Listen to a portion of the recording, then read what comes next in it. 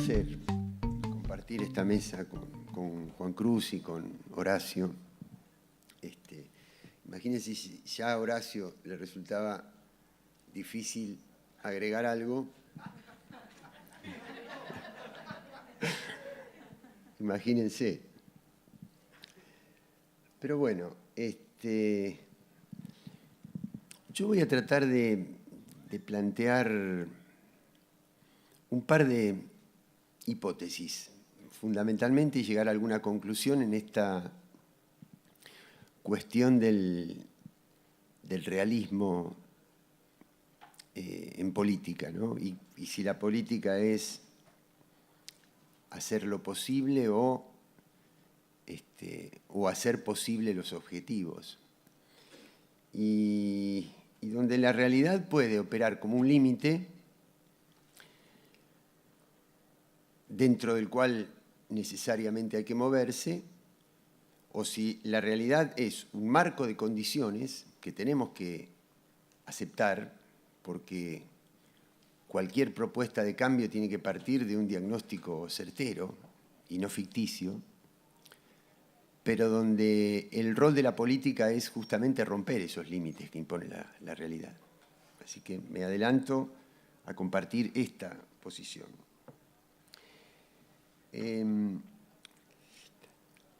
Yo creo que hoy, en este momento, en el mundo hay, lo abrevio porque me parece que el hecho de que estemos acá quiere decir que damos algunas cosas por sentadas de la política internacional. Se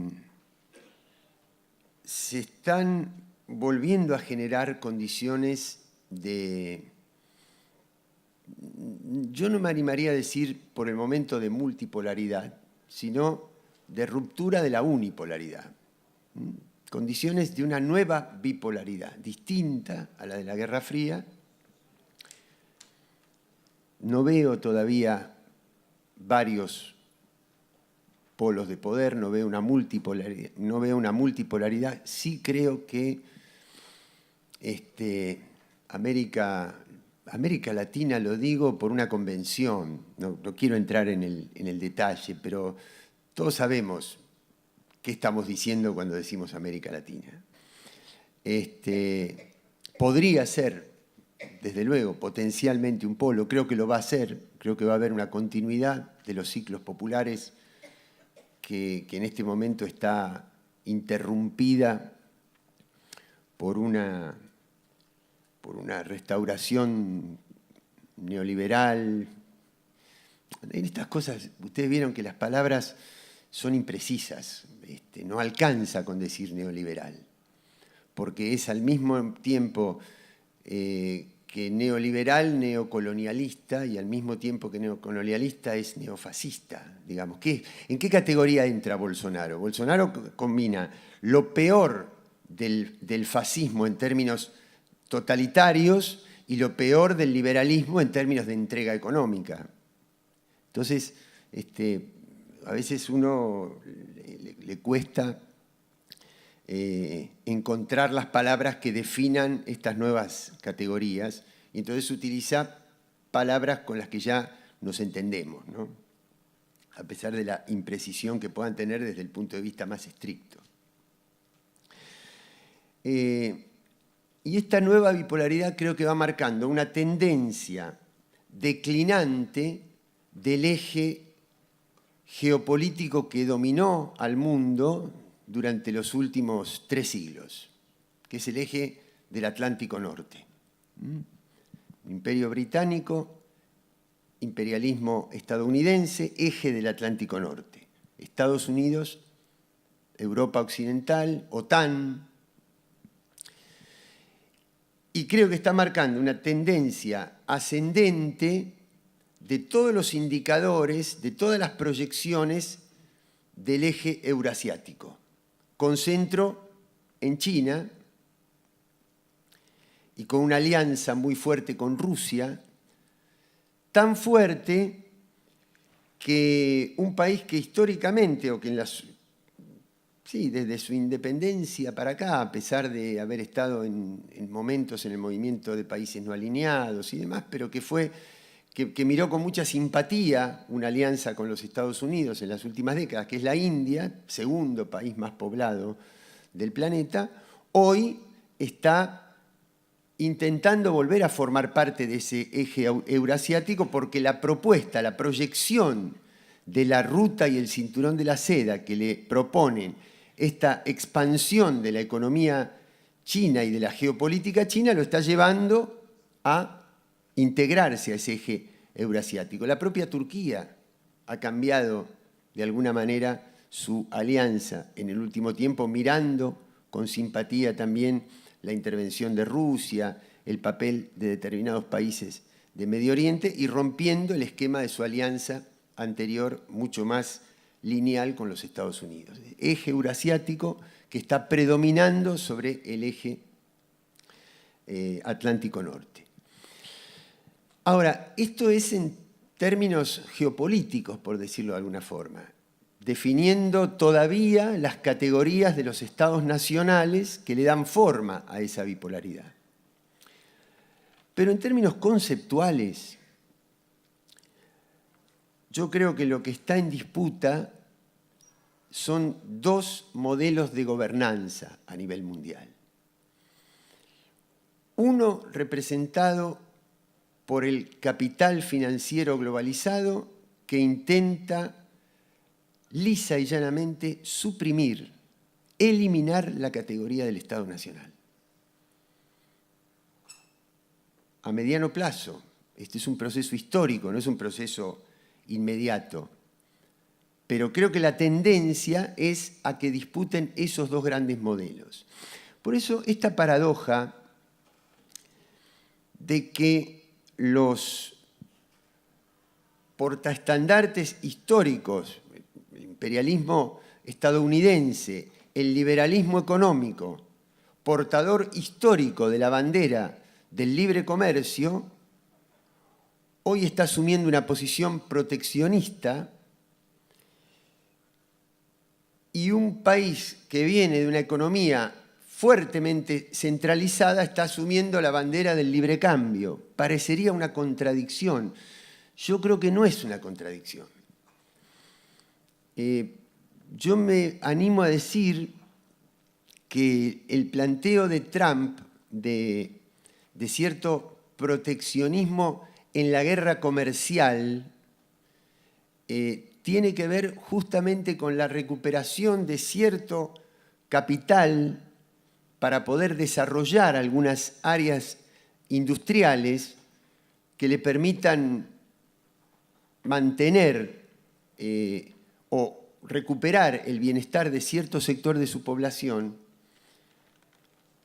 Creo que está fundada en la peor de las doctrinas, que es que el desarrollo industrial va a surgir del fortalecimiento del complejo militar industrial, del complejo militar, y pongo como ejemplo, amenaza a Corea del Norte, retiro del acuerdo nuclear con Irán, bombardeo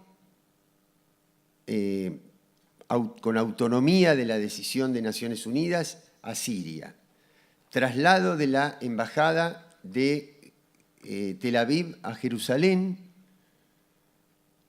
amenaza de intervención militar en Venezuela. Todo lleva a que, digamos, porque va a ser muy difícil la repatriación de capital a nivel de la industria automotriz. ¿Pero por qué?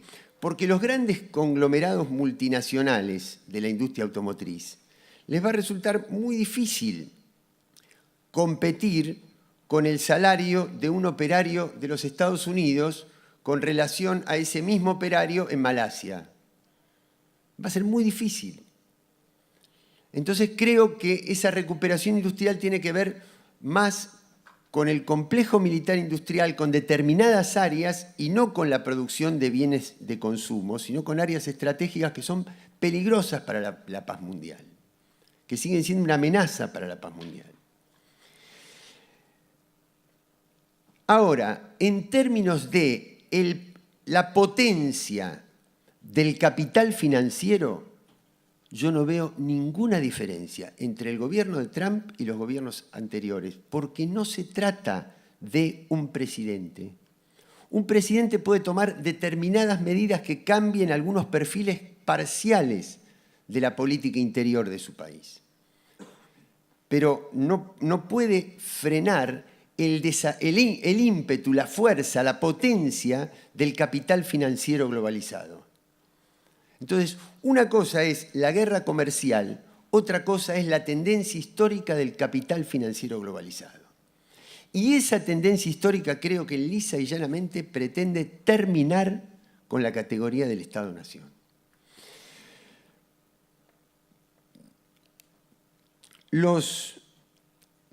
Si uno toma las grandes áreas de negocios globalizados, ¿no?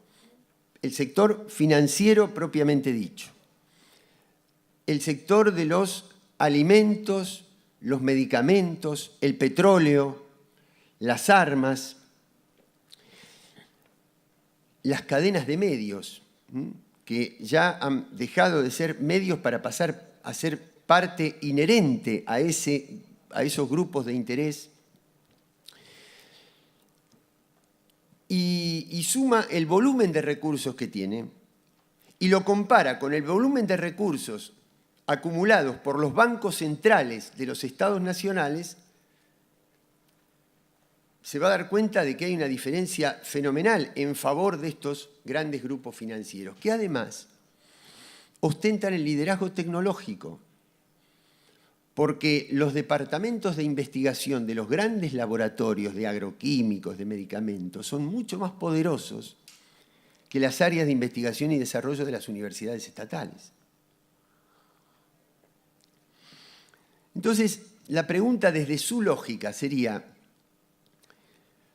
siendo nosotros mucho más poderosos económicamente y además teniendo la llave del desarrollo tecnológico del futuro, ¿a raíz de qué deberíamos someternos o seguir sometiéndonos a la disciplina estatal?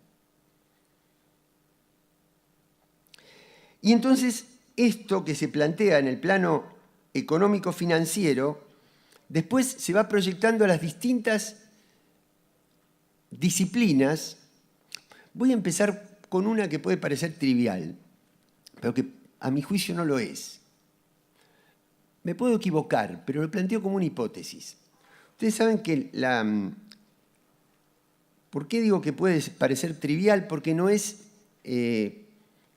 exactamente política en los términos convencionales de la política, pero sí creo que es profundamente político por el efecto cultural y por la penetración capilar que tienen las sociedades, que es un proyecto de la FIFA, para que a partir del año 2021 se juegue un campeonato mundial de clubes con 24 clubes, de los cuales 12 van a ser de la UEFA, 5 de América del Sur, 2 de América del Norte, otros 2 de Asia, etc. Y al cabo de 10 años, por todo lo que va a significar la atracción, el sponsoreo, los recursos financieros, van a desplazar la atención del campeonato que representa a los estados nacionales por el campeonato que representa a las empresas.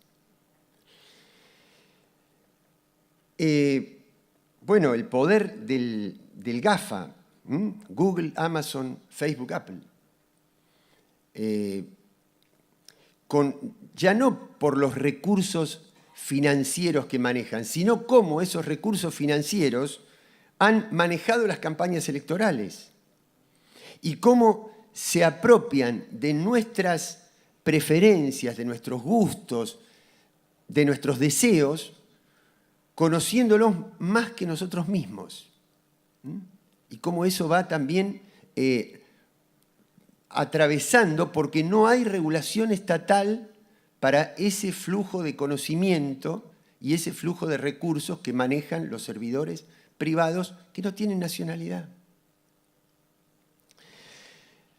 El reclutamiento para los ejércitos privados que se alquilan para desplegar las estrategias militares no ya de un país, sino de estos grandes conglomerados, y donde se hace una suerte de selección de talentos entre los niños que mejor se desempeñan en los juegos de guerra de las computadoras para trasladarlos al ejercicio concreto de la guerra, porque no tienen repercusión, no tiene daño, o mejor dicho, porque ejerce mucho menor daño moral, porque están desde chiquitos acostumbrados, y el día que tienen el enemigo real, lo único que tienen que hacer es replicar la misma práctica psicomotriz que vienen practicando desde su primera infancia, por encima de las fronteras del Estado. Yo creo que el último, bueno, por el momento Trump frenó la discusión de los tratados transnacionales, pero el flujo de que las controversias entre los conglomerados privados entre sí o entre los conglomerados y los estados deba ser resuelta por tribunales judiciales privados, eso continúa. Y creo que el último fallo de La Haya, que le niega a Bolivia la posibilidad de discutir la recuperación de la salida al mar con Chile, no es creo que es un fallo que el Tribunal Internacional emite mucho más influenciado por las grandes empresas que explotan la riqueza del litio, de la energía solar, de la irradiación y de toda la riqueza que encierran los grandes salares del norte de Chile que por el propio gobierno chileno. Creo que detrás del lawfare que persigue la persecución política de los líderes, pero que lo hace a través de la argumentación de la transparencia y que también involucra a las empresas constructoras regionales, tiene por objetivo montarse en un argumento loable como es el de la transparencia para sacar de carrera a las empresas de capital nacional y regional. Es decir, llevarse al bebé con el agua sucia por el agujero del desagote.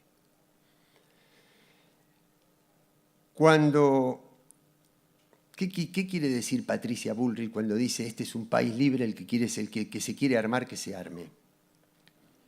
Es la renuncia del Estado a la seguridad, por lo menos a un plano de la seguridad privada, no el plano estratégico, no el plano que sirve a los grandes conglomerados, no el plano de los acuerdos para importar dispositivos tecnológicos del Mossad y de la CIA, sino en el plano de la seguridad interurbana, de la defensa de los delitos contra la propiedad individual.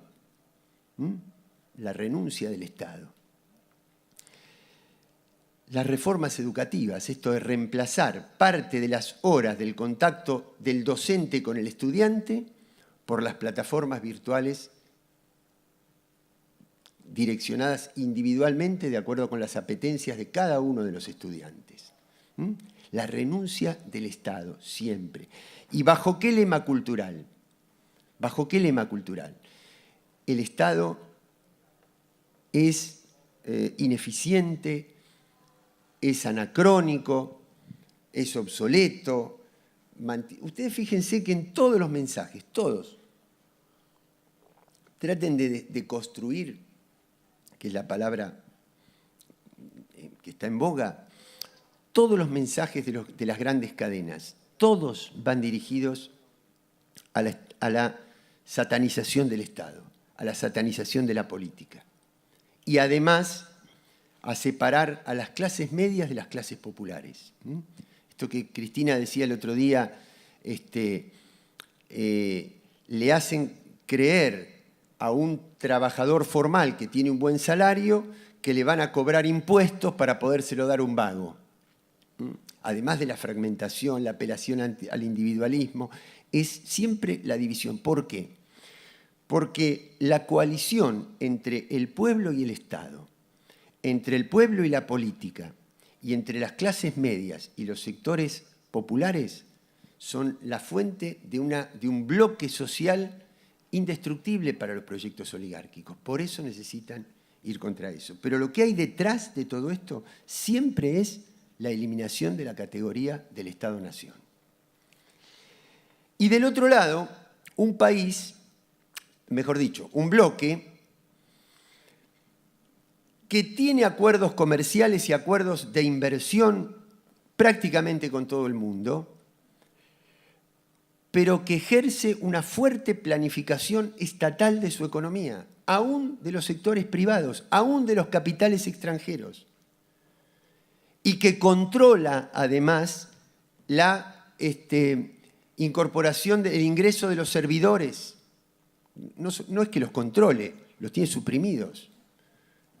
La China tiene su propio YouTube, tiene su propio WhatsApp, tiene su propio Google. Una vez cuando conté eso, me tocó estar en China el año pasado, cuando conté esa situación me dicen, viste que al final no tienen la libertad que tenemos nosotros para elegir. Bueno, y que además, en el acuerdo firmado en Shanghái que tienen con la diplomacia rusa, votan en conjunto en las sedes diplomáticas y han votado en favor de la autonomía del Estado sirio, en favor de la autonomía del Estado iraní, en favor del reconocimiento del Estado palestino y en favor de la preservación de la autoridad en Venezuela. Es decir, a favor del Estado. Bueno, voy terminando. La segunda hipótesis, esta es la primera. ¿Qué dice? Bueno, la segunda es si hay margen en esta cuestión de la política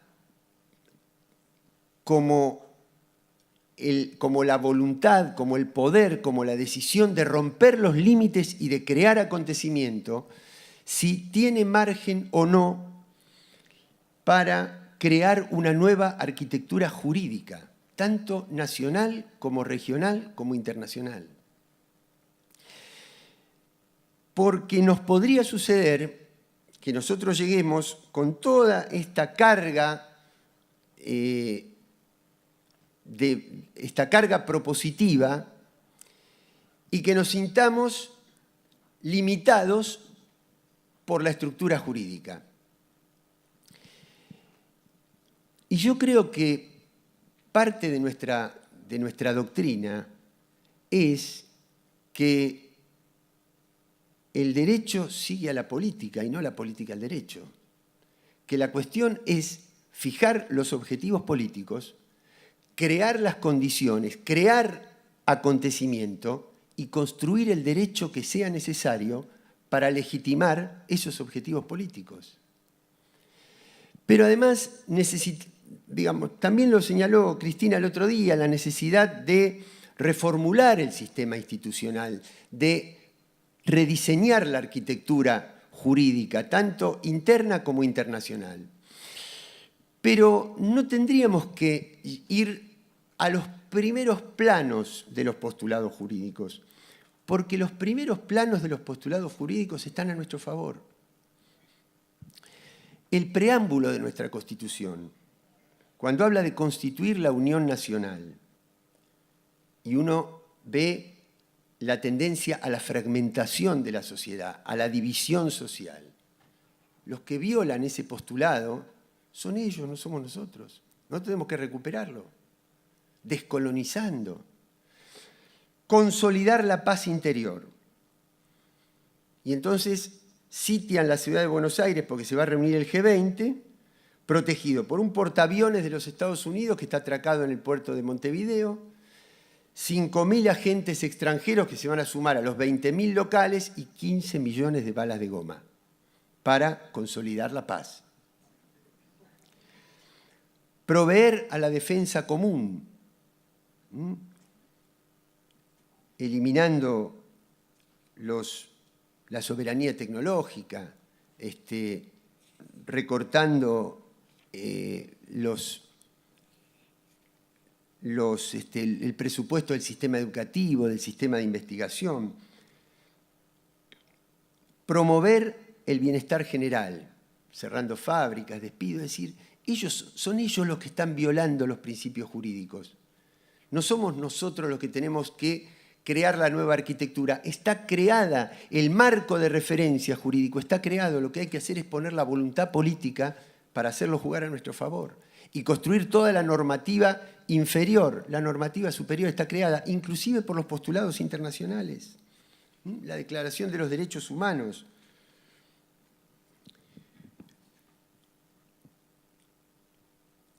El artículo 8.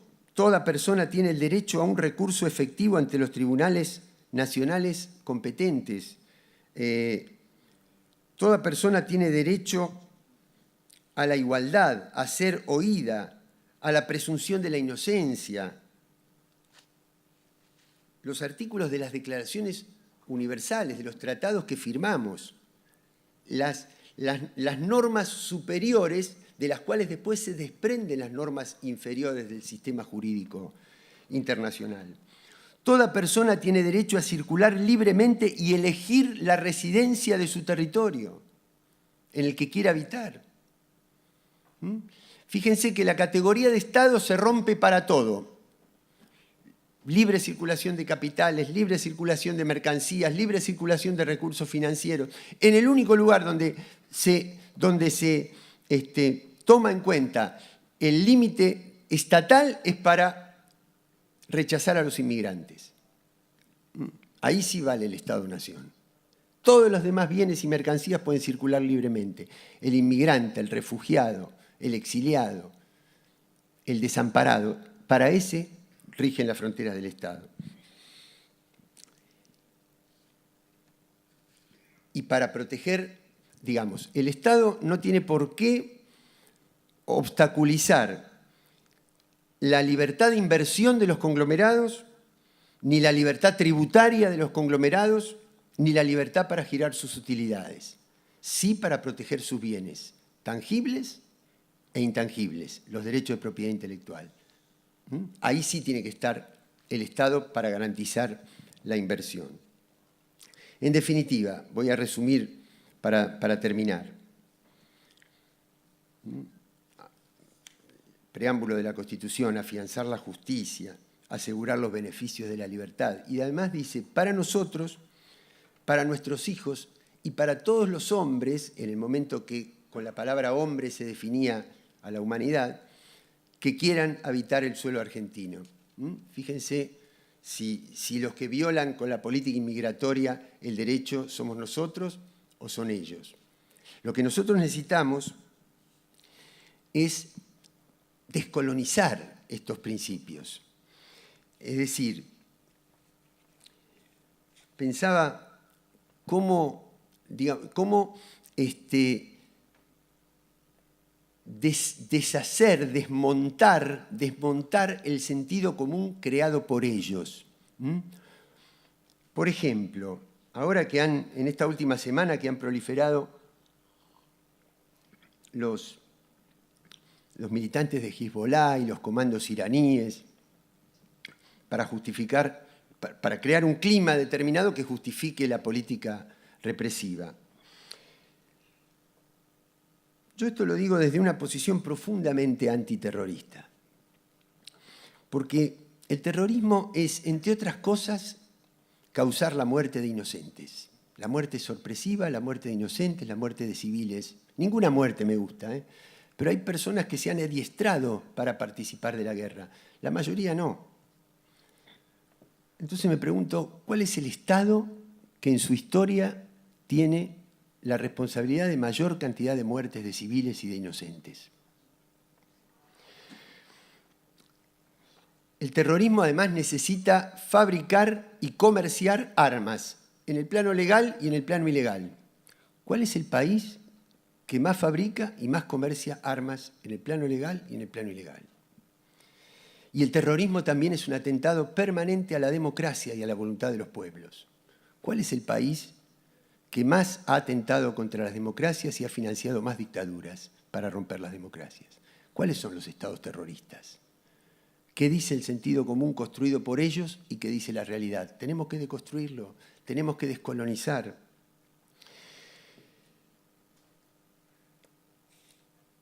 Y por último, la cuestión del realismo. Y el papel de la voluntad política.